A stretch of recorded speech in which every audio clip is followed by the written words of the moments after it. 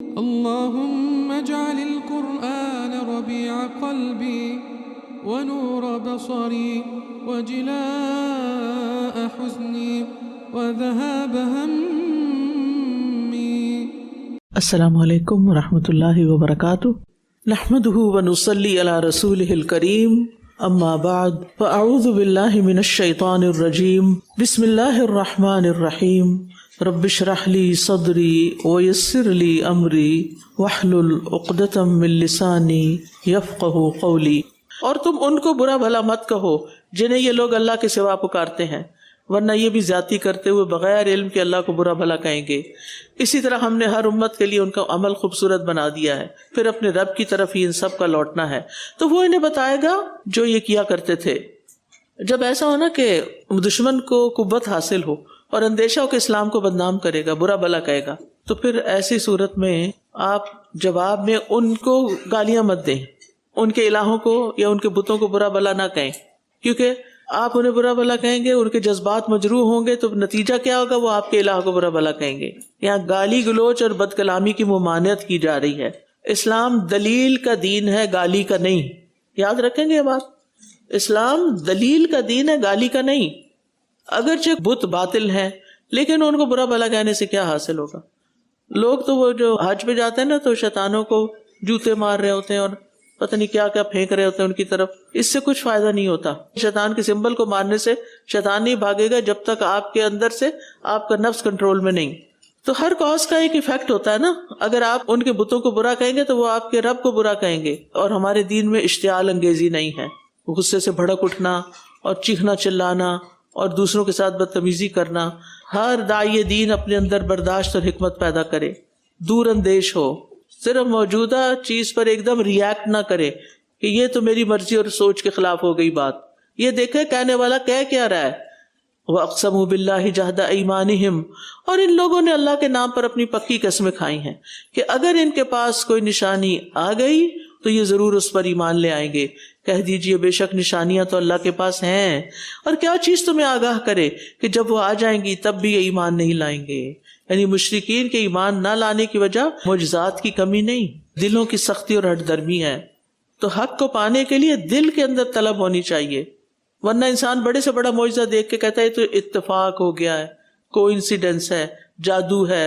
تو اللہ تعالیٰ کسی کے مطالبوں کی وجہ سے معجزات نہیں بھیجتا، بلکہ اس کی اپنی حکمت پر مبنی ہے، جب چاہے بھیجے، کیونکہ وہ لوگوں کی ومس کے تابع نہیں. اور منافق جو نا ٹال مٹول کا حربہ استعمال کرتے تھے. اگر میری یہ شرط پوری ہو گئی میں سدھر جاؤں گا، اگر مجھے یہ مل گیا تو میں مان جاؤں گا دین حق ہے. تو نشانیوں کے پیچھے بھاگنے کی بجائے اپنی نیت درست کریں. آپ ہدایت چاہتے ہیں، اگر آپ چاہتے ہیں تو اللہ ضرور دے گا. وَنُقَلِّبُ أَفْئِدَتَهُمْ وَأَبْصَارَهُمْ كَمَا لَمْ يُؤْمِنُوا بِهِ أَوَّلَ مَرَّةٍ وَنَذَرُهُمْ فِي طُغْيَانِهِمْ يَعْمَهُونَ.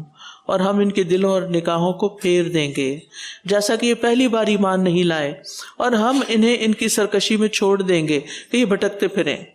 یہ جان بوجھ کر حق کو ٹھکرانے کی سزا بتائی جا رہی ہے. یہاں جب انسان کے سامنے سچائی واضح ہو جائے اور وہ جان بوجھ کر پہلی بار ہی اسے ٹھکرا دے تو پھر سزا کے طور پر اس سے توفیق چھین لی جاتی ہے.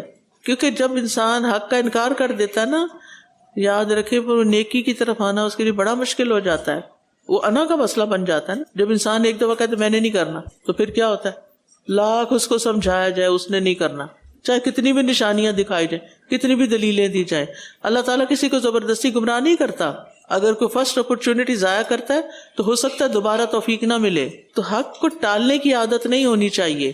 جب بھی ضمیر کے اندر سے آواز آئے نا کہ یہ غلط ہے، چھوڑ دو، چھوڑ دیں، بس اٹھا پھینکے اس غلط چیز کو. بس ایک تھوڑی سی ہمت کرنی ہوگی. جب انسان کو پتہ چل جاتا کہ نہیں تو بس فوراً نیت کر لیں. گناہ پر اصرار اور بے حسی انسان کی دشمن ہے، اور پھر اللہ تعالیٰ انسان کو بھٹکنے کے لیے چھوڑ دیتا ہے اور دلوں پہ مہر لگ جاتی ہے. بعض اوقات نا ہم کہتے ہیں کہ چونکہ یہ بات فلاں نے کہی ہے نا اور میں اس کو پسند نہیں کرتا اس لیے میں نہیں مانتا. یہ کبھی ہوتا ہے؟ توجہ فرمائے، بڑی اہم بات ہے. کبھی کوئی حق بات ایک ایسا انسان کرتا ہے، وی ڈونٹ لائک ہم، تو ہم کیا کرتے ہیں؟ ہم اس بات کو ہی نہیں مانتے. یہ فلاں نے کہی تھی اس لیے نہیں مانیں گے. حالانکہ بات صحیح ہوتی ہے. اس کو نہ دیکھا کرے کون کہہ رہا ہے، اس کو دیکھا کرے کہ کیا کہہ رہا ہے اور کیا ہمارے فائدے میں ہے، کیا ہمارے لیے اچھا ہے. اپنے مخلص خیر خواہ خود بنے. پارہ نمبر 8 اللہ کے فضل سے وَلَوْ أَنَّنَا نَزَّلْنَا إِلَيْهِمُ الْمَلَائِكَةَ وَكَلَّمَهُمُ الْمَوْتَى وَحَشَرْنَا عَلَيْهِمْ كُلَّ شَيْءٍ قُبُلًا. 3 چیزوں کا ذکر ہو رہا ہے. نزلنا الیہم الملائکہ وکلمہم الموتى وحشرنا علیہم کل شیء قبولا ما كانوا لیؤمنوا الا ان یشاء اللہ ولکن اکثرہم یجہلون. اور اگر ہم ان کی طرف فرشتے اتار دیتے اور مردے بھی ان سے کلام کرتے اور ہم ان کے سامنے ہر چیز کو اکٹھا لا کر رکھ دیتے تب بھی یہ ایمان لانے والے نہیں تھے مگر یہ کہ اللہ ہی چاہتا. لیکن ان میں سے اکثر جہالت برتتے ہیں. بہت سے لوگ یہ بات کرتے ہیں کہ اگر آپ میرے سامنے کسی فرشتے کو لے آئیں، مجھے فرشتہ دکھا دیں، مجھے کوئی چیز آسمان سے گرتی ہوئی دکھا دیں تو پھر میں ایمان لے آؤں گا. لیکن ایمان جو ہے وہ کسی مشاہدے کا نام نہیں ہے کہ آپ کسی چیز کو دیکھیں اور پھر کہ ہاں میں مانتا ہوں یہ گر رہی ہے. بھئی اس کو کون نہیں مانے گا؟ اس کو تو سبھی مانیں گے. ایمان نام ہے تسلیم کا، کہ کائنات میں جو نشانیاں ہم دیکھتے ہیں ان سے پہچانے اپنے رب کو. تو جو یہ سمجھتا ہے کہ کوئی انسان فرشتے دیکھ کر یا قبروں سے مردوں کو نکال کے ان کی گواہی لے کر اس کو سمجھایا جائے تو وہ مومن بن جائے گا، اللہ سبحانہ وتعالیٰ فرماتے ہیں جس نے حق کو جھٹلانے کا فیصلہ کر لیا ہو، کائنات کا بڑے سے بڑا معجزہ اسے نہیں بدل سکتا، اسے نہیں سمجھا سکتا. اور اب نفسیات بھی یہی کہتی ہے کہ جب ایک انسان کسی نظریے پہ جم جائے، وہ ٹھان لے، تو وہ صرف ان معلومات کو قبول کرتا ہے جو اس کے نظریے کی تائید کریں، جو اس کی مرضی کے مطابق ہوں، اور باقی ہر ثبوت کو وہ رد کر دیتا ہے جو اس کے خلاف ہو. تو قرآن نے 1400 سال پہلے یہ بتا دیا کہ یہ ایمان نہیں لائیں گے چاہے مردے ہی کیوں نہ بول پڑیں. اب دیکھیں نا 3 چیزوں کا ذکر آ رہا ہے نا، چاہے ہم ان پہ فرشتے اتارے، چاہے مردے قبروں سے نکل کے ان سے بولیں، اور چاہے ان کے سامنے ہم دنیا کی ہر چیز لا کے رکھ دیں، جس کا یہ مطالبہ کریں، فلاں چیز لے آؤ، فلاں لے آؤ، وہ سب بھی ان کے گود میں لا کے رکھ دی جائیں، پھر بھی یہ نہیں مانیں گے. آج کا انسان کہتا ہے کہ جو چیز لیبارٹری میں ٹیسٹ ہو جائے گی میں وہ مان لوں گا. لیکن بات یہ کہ سائنس تو خود کہتی ہے کہ ہمارے یہ 5 سینسز لمیٹڈ ہے، محدود ہیں. اور آج کا مادہ پرست انسان، مٹیریلسٹک انسان، اگر اسے کوئی چیز لا کے دی جائے تو بعض اوقات وہ کیا کہے گا؟ یہ ہیلوسینیشنز ہیں، خیالی حولے ہیں، دماغی خلل ہے. اور آپ دیکھیے کہ اگر کوئی مردہ بولنے لگ جائے مرنے کے بعد تو اسے کیا کہا جاتا ہے کہ یہ ایک اتفاق ہے، یا ایک یعنی ایسا کبھی کبھار ہو جاتا ہے کہ مرنے کے بعد بھی دوبارہ انسان اٹھ کے بولے. اور اب تو اور بھی مشکل ہو گئی ہے نا، اگر آپ کسی کو کوئی چیز دکھائیں گے تو کہیں گے AI جنریٹڈ. اب تو دن بدن فتنے اور بڑھ رہے ہیں. جو نہیں ماننے والے وہ نہیں ماننے والے. ہدایت سچی طلب اور عاجزی اور انکساری سے ملتی ہے، اللہ کی توفیق سے ملتی ہے، فزیکل پروف سے نہیں ملتی، سچی طلب سے ملتی ہے. آپ دیکھیں کہ ابو جہل نے چاند کو 2 ٹکڑے ہوتے دیکھا تھا تو اس نے اسے جادو قرار دے کے مسترد کر دیا. تو الا ان یشاء اللہ، ہدایت کے لیے اللہ کی توفیق اور اللہ کی مشیت درکار ہے. اور اللہ کسے توفیق دیتا ہے؟ جو حق کا طالب ہوتا ہے، جو چاہتا ہے کہ اس کو حق ملے.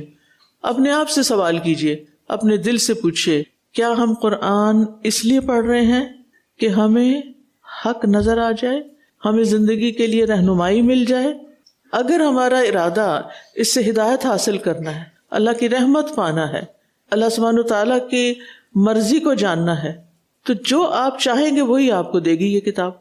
اور اگر آپ کچھ بھی نہیں چاہتے، بس اس لیے کہ روز کی ایک روٹین بنی ہے، تو اس سے ہدایت نہیں ملتی. ہدایت تو طالب کو ملتی. بھوک نہ لگی ہو تو اچھے سے اچھا کھانا آپ کے لیے بیکار ہے، آپ کھائیں گے ہی نہیں.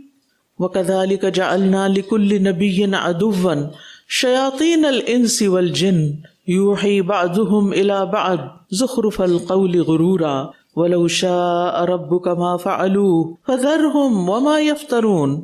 اور اسی طرح ہم نے ہر نبی کے لیے انسانوں اور جنوں میں سے شیاطین دشمن بنائے جو ملمہ کی ہوئی باتیں دھوکہ دینے کے لیے ایک دوسرے کی طرف القاء کرتے ہیں. اور اگر آپ کا رب چاہتا تو یہ ایسا نہ کر سکتے، بس آپ چھوڑ دیجئے انہیں اور جو جھوٹ یہ گھڑتے ہیں. آپ دیکھیے کہ ہر نبی کے دشمن تھے. پہلی بات تو یہ سمجھی, ہر نبی نے لوگوں کو اللہ کی طرف بلایا, ان اعبدوا اللہ, انہیں اپنا مقصد زندگی یاد کروایا, اور یہ بات ان لوگوں کی خواہشات کے خلاف تھی کہ ہم اپنی مرضی نہ کریں, اللہ کی مرضی پہ چلیں, یہ نہیں ہم سے ہوتا. تو وہ حق کی طرف بلانے والے کے دشمن بن گئے, اور یہ دشمن دو طرح کے تھے, جنوں میں سے بھی تھے اور انسانوں میں سے بھی تھے. تو اس سے یہ پتہ چلتا ہے کہ حق کے راستے پہ چلتے ہوئے مخالفت تو ضرور ہوگی, لوگ برا بھلا کہیں گے, آپ کو آکورڈ کہیں گے, بیکورڈ کہیں گے, کچھ بھی, اور یہ ایک یونیورسل لا ہے. مخالفت ایک مستقل سنت ہے. جو بھی شخص اچھی چیز کی طرف بلائے گا سب لوگ نہیں مانیں گے. تو ہر نبی کے دشمن رہے, لہٰذا اگر کوئی دشمنی آپ کے ساتھ کر لے تو پھر کوئی اچنبے کی بات نہیں. اور اللہ سبحانہ و تعالیٰ نے شیطانوں کو اتنی چھوٹ کیوں دی ہوئی ہے کہ وہ دشمنی کریں اور مخالفت کریں؟ وہ ہر ایک کی آزمائش کے لیے بھی, تاکہ کھرے کھوٹے کی پہچان ہو. اور یہاں یہ بھی پتہ چل رہا ہے کہ شیاطین جنوں میں سے بھی ہوتے ہیں اور انسانوں میں سے بھی ہوتے ہیں, اور انسانوں میں سے جو شیاطین ہوتے ہیں وہ زیادہ خطرناک ہوتے ہیں, کیونکہ جب آپ اللہ کی پناہ لیتے ہیں تو جن شیطان بھاگ جاتا ہے, لیکن انسانی شیطان پاس آتا ہے اور کھلے عام گناہوں کی طرف کھینچ لے جاتا ہے. اور یہ انسانی شیطان کون ہے؟ کبھی دیکھے آپ نے انسانی شیطان؟ نہیں دیکھے, اس لیے کہ ہماری آنکھوں پہ پردہ پڑا ہوا ہے, ہمیں نظر ہی نہیں آتے. بری صحبت, برے دوست, برائی کی طرف بلانے والے, بے حیائی کی طرف بلانے والے, ایسے دوست جو گناہ کو اچھا بنا کے پیش کریں, وہ دراصل انسانی شیطان ہے, جو آپ کو گناہ کی دعوت دیں, گناہ کی طرف لے جائیں. یوحی بعضهم الی بعض, اور یہ ایک دوسرے کو پٹی پڑھاتے ہیں.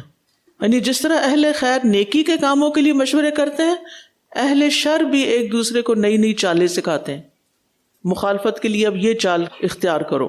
اور برائی کی بہت سی قوتیں جو ہوتی ہیں بڑی آرگنائزڈ ہوتی ہیں, کیونکہ ان کے پیچھے انسانی اور جنی شیاطین کا ایک مشترکہ نیٹ ورک کام کر رہا ہوتا ہے.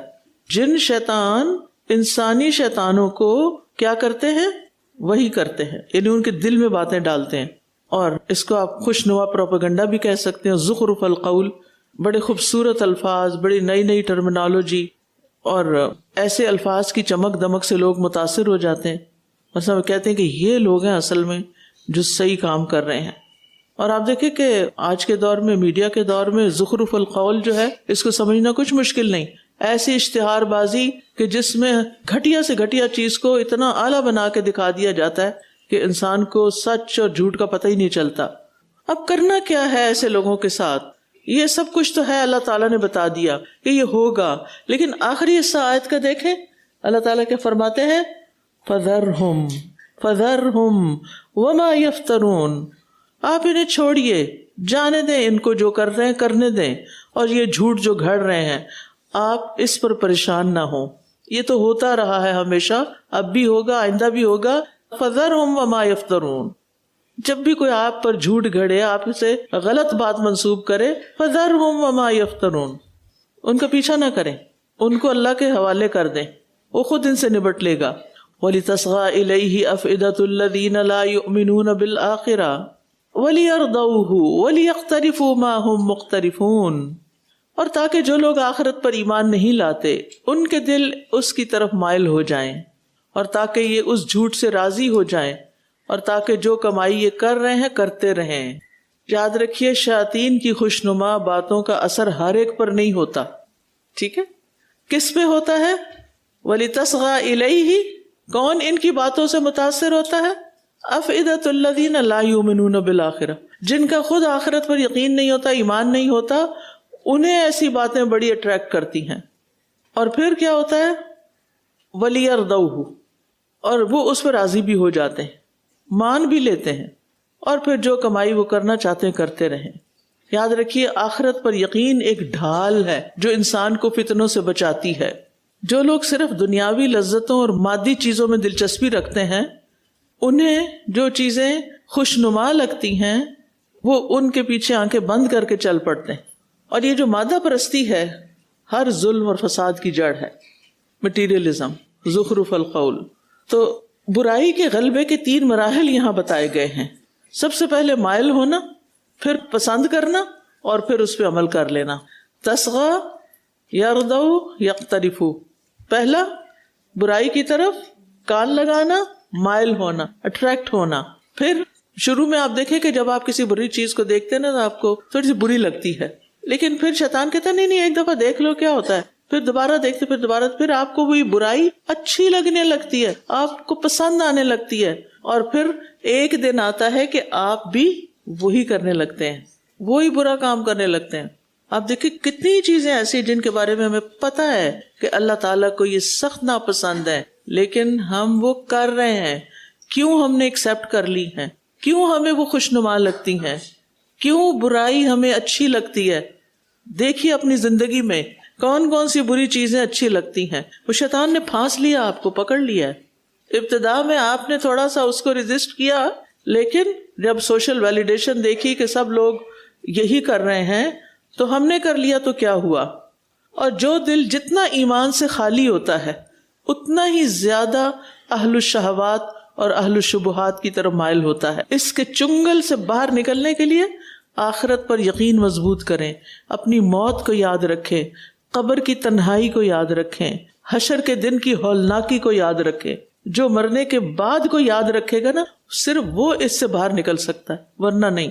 دنیا کی کوئی طاقت نہیں جو آپ سے غلط کام چھڑا سکے، کوئی بھی نہیں چھڑا سکتا. حتیٰ کہ آپ دیکھیں کہ جن لوگوں کو پکڑ کے جیل میں بھی ڈال دیا جاتا ہے نا تو بعض اوقات وہ جب 20-20 سال کی قید کاٹ کے باہر نکلتے پھر وہی کام کرتے ہیں. جیل بھی نہیں چھڑا سکی، مار بھی نہیں چھڑا سکی، کوئی نہیں چھڑا سکا، کیونکہ انہیں یہ چیزیں خوشنما لگتی ہیں، ان کا ارادہ ہی نہیں. ہاں جو لوگ سچے دل سے ایمان لے آئے وہ واقعی بدل گئے.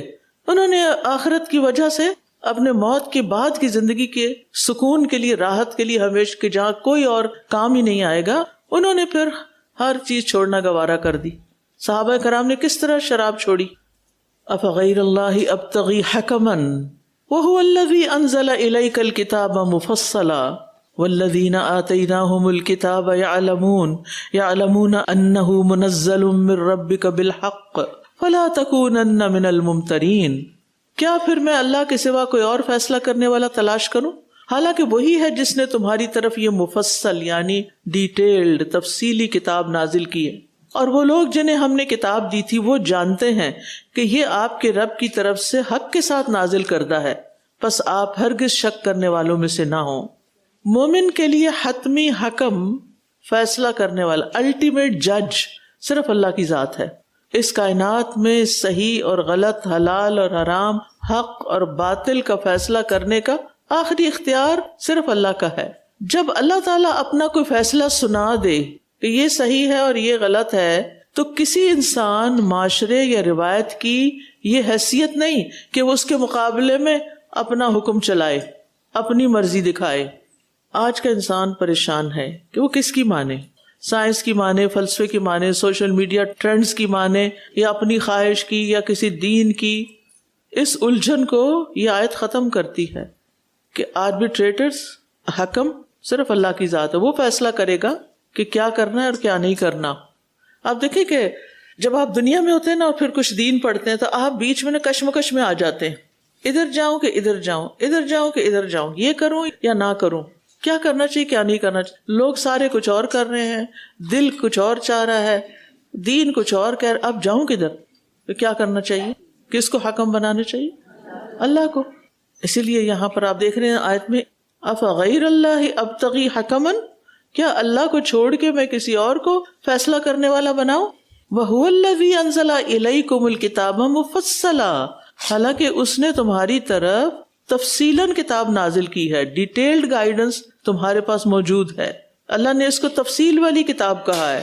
زندگی گزارنے کے تمام بنیادی اصول اور ہدایت کے سارے گوشے واضح کر دی، ہر چیز کلیئر ہے. قرآن کوئی محض قصے کہانی کی کتاب نہیں ہے، یہ مکمل ضابطہ حیات ہے، کوڈ آف لائف ہے، ہر شعبے میں رہنمائی دیتا ہے. سچائی کی ایک بڑی دلیل یہ بھی ہے کہ یہ پچھلی تمام تعلیمات سے ہم آہنگ بھی ہے، وہ بھی اس کے لیے ایک دلیل ہے کہ یہ سچی کتاب ہے. اور پھر آپ دیکھیں یہاں پر فرمایا کہ جنہیں ہم نے کتاب دی وہ جانتے ہیں. کیا جانتے ہیں؟ یعنی اہل کتاب جانتے ہیں انہ منزل من ربک بالحق، کہ یہ کتاب اللہ ہی کی طرف سے حق لے کر آئی ہے. فلا تکونن من الممترین، آپ شک نہیں کرنا کہ یہ پتہ نہیں اللہ کی کتاب ہے یا نہیں. اور آپ دیکھیے کہ یہ ایک انٹلیکچوئل آنیسٹی کی بات بھی ہے نا، کہ جس کے پاس علم ہو जब वो उस इल्म की रोशनी में किसी चीज को सही देखे तो उसको सही कहे और उसका एतराफ करे। आज भी बहुत से लोग इस्लाम की हक्कानियत को समझते हैं, मानते भी हैं, इकरार नहीं करते, ऐलान नहीं करते। किससे? सोशल प्रेशर की वजह से कि लोग क्या कहेंगे, अच्छा तुम भी मानने वालों में शामिल हो गए, तुम भी तब्दील हो गए हो, तुम तो कुछ और होते थे अब कुछ और बन गए। लोग ये बात नहीं सुन सकते, इसलिए बहुत सी अपनी बुरी आदतें छोड़ नहीं सकते, क्योंकि वो लोगों के लिए जीते हैं ना, लोगों के लिए मरते हैं। जो अल्लाह के लिए जीता है उसके लिए कुछ मुश्किल नहीं होती, उसको फिर किसी और की परवाह नहीं होती कि कौन उसके बारे में क्या कहता है। सारी दुनिया भी अगर मुखालफत करे उसको परवाह नहीं होती। और यही असल आज़ादी है कि इंसान लोगों की गुलामी से बाहर निकल आए, कि लोगों की परवाह न करे। वला तसुब्बुल्लज़ीना यदऊन मिन दूनिल्लाहि फयसुब्बुल्लाह अदवन बिगैरि इल्म कज़ालिक ज़य्यन्ना लिकुल्लि उम्मतिन अमलहुम सुम्मा इला रब्बिहिम मर्जिउहुम फयुनब्बिउहुम बिमा कानू यअमलून वअक़समू बिल्लाहि जहद अयमानिहिम लइन जाअतहुम आयतुन लयुमिनुन्न बिहा कुल इन्नमल आयातु इंदल्लाह वमा युशइरुकुम अन्नहा इज़ा जाअत ला युमिनून वनुक़ल्लिबु अफ़इदतहुम वअबसारहुम कमा लम युमिनू बिही अव्वल मर्रह वनज़रुहुम फ़ी तुग़यानिहिम यअमहून वलौ अन्नना नज़्ज़लना इलैहिमुल मलाइकत वकल्लमहुमुल मौता वहशरना अलैहिम कुल्ल शैइन क़ुबुलन ما كانوا ليؤمنوا إلا أن يشاء الله ولكن أكثرهم يجهلون وكذلك جعلنا لكل نبي عدوا شياطين الإنس والجن يوحي بعضهم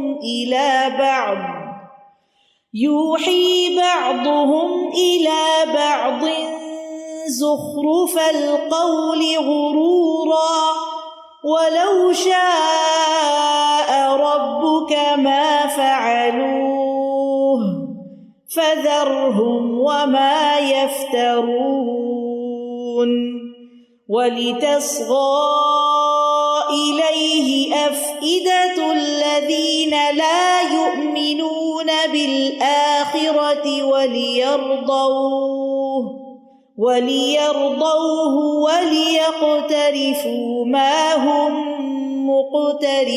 مقترفون أفغير الله أبتغي حكما وهو الذي أنزل إليكم الكتاب مفصلا والذين آتيناهم الكتاب يعلمون أنه منزل من ربك بالحق فلا تكونن من الممترين.